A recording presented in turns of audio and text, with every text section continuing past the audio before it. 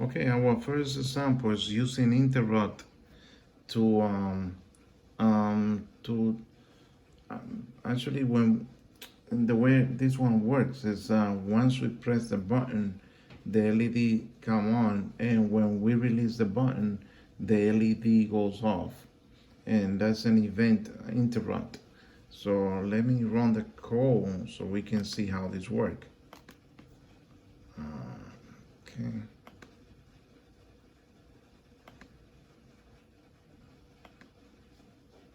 All right.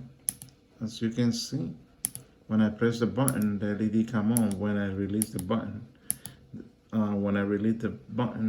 the LED come off.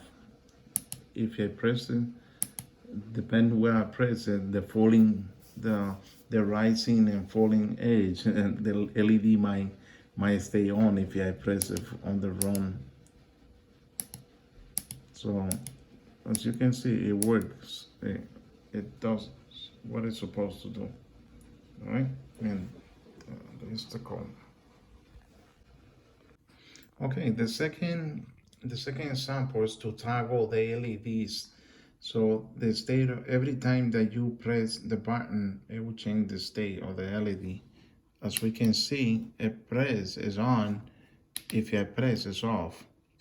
Press is on, off. All right. All right. So that is working properly. Okay, on the third sample, we're gonna use interrupt applications to see how the LED start blinking on his own, and it stop blinking once we press a button. As you can see, the LED is blinking on his own. And now to stop the LED from blinking, we'll press the button again, and the LED stop. All right. Thank you.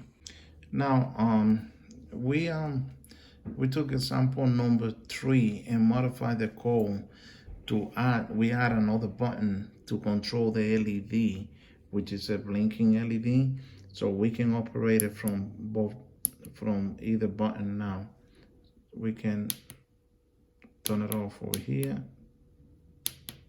start it over here again,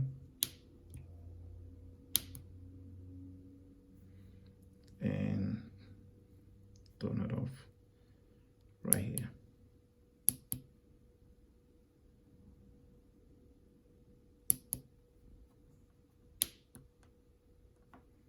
All right.